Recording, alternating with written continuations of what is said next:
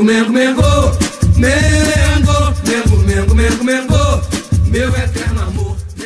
Sem dúvida, né? E essa foi uma semana bem complicada, né? Porque o Coutinho morreu, quando ele morre voltando de viagem e fica sabendo no aeroporto, né, que o Flamengo havia conquistado a Libertadores.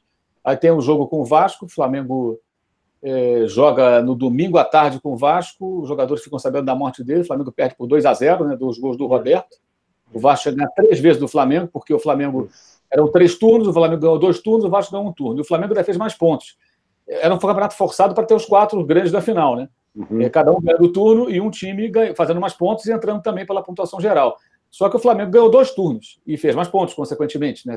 Campanha melhor. O Vasco ganhou 1 turno. Então, cada vitória do Vasco neutralizaria 1 turno que o Flamengo conquistou. Seria mais ou menos isso. Cada turno, os 2 pontos da época eram 2 pontos por vitória.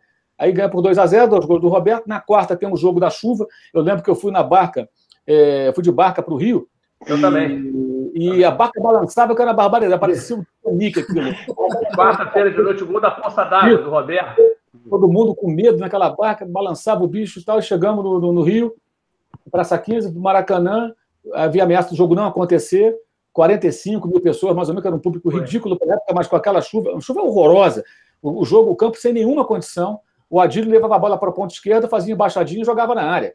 E aí acontece, assim, aquele jogo me fez respeitar muito o Roberto ali, como jogador. Como dirigente, não, acho que foi péssimo. Foi péssimo no Vasco, né? Péssimo. Permitiu, inclusive, a volta do Eurico. Se o Roberto fosse competente, o Vasco hoje estaria numa situação muito diferente. Mas ele afundou o Vasco mais ainda, o Eurico voltou e acabou de fechar o caixão quase. Os caras estão segurando a porta para não fechar, o que é lamentável. Eu acho que, inclusive, eu digo isso. Eu acho que para o Flamengo o Vasco ruim é péssimo. O Vasco melhor, para o Flamengo é bom. Porque se o Vasco está bom, vê o Grêmio e o Inter. Os 2 argentinos, vejam a final da... Tudo bem, aconteceu o problema todo, é outra história. Os 2 bem, os 2 na final da Libertadores. Há 6 anos o River estava na Série B, na segunda na Argentina. Exatamente. Um forte puxa o outro. O Grêmio estava campeão sul-americano, o Inter na segunda divisão. Agora o Inter brigou pelo título, está em terceiro, vão os 2 para a Libertadores na fase de grupos, ao que tudo indica. O Grêmio está com tudo para pegar o 4º lugar à frente do São Paulo, ficar à frente, né, até a rodada de domingo. Ou seja, um puxa o outro. Então, se você está bem, o Vasco está bem, o Botafogo, Fluminense, idem, estou falando do Vasco especificamente, você disputa um estadual num outro nível, você não fica se contentando em tirar sarro do outro que está brigando para não cair, porque a régua está lá em cima. Isso é uma coisa que eu entendo que o torcedor não pensa assim, porque ele é sacaneado pelo torcedor rival, ele quer que o outro se dane.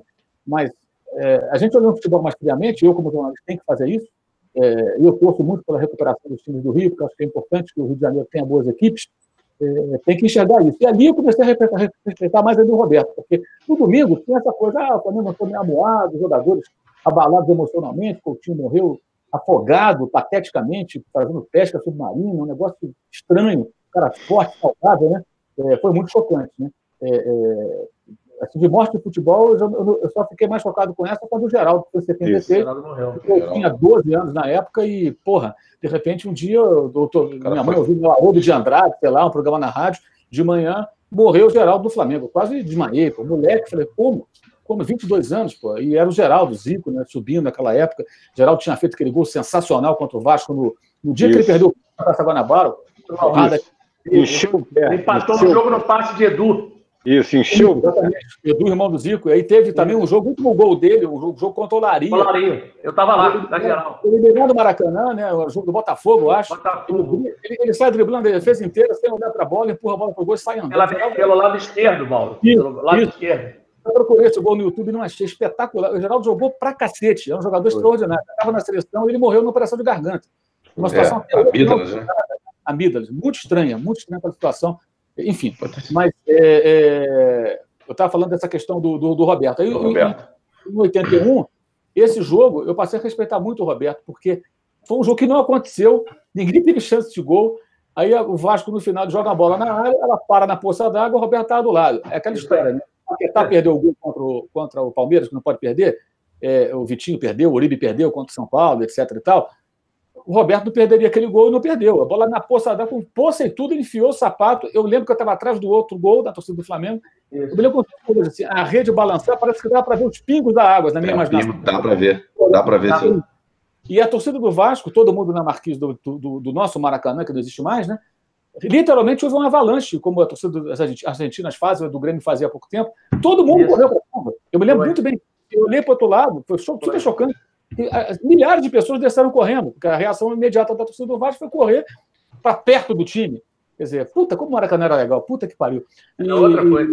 É outra coisa. E ali eu passei a respeitar mais o Vasco. O Roberto, falei, cara, esse cara tá levando um time fraco do Vasco para decidir o campeonato com o Flamengo, que naquele ano ganhou a Libertadores, o Mundial, unificou os títulos depois, que foi campeão também brasileiro. Enfim, o Flamengo em 82 tinha todos os títulos possíveis quando ganhou o brasileiro, né, contra o Grêmio. E aí veio o jogo dos 178 mil pagantes do Maracanã, que foi o jogo contra o Vasco, aquele gol do Nunes na bola.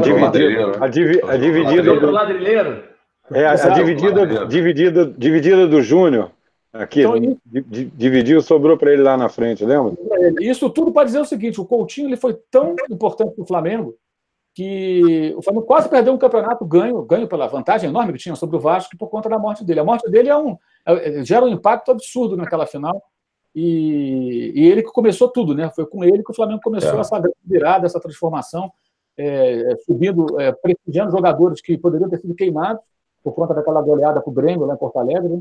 Que provoca todo o e o Coutinho é um personagem histórico e deveria ser mais lembrado num dia como o de hoje.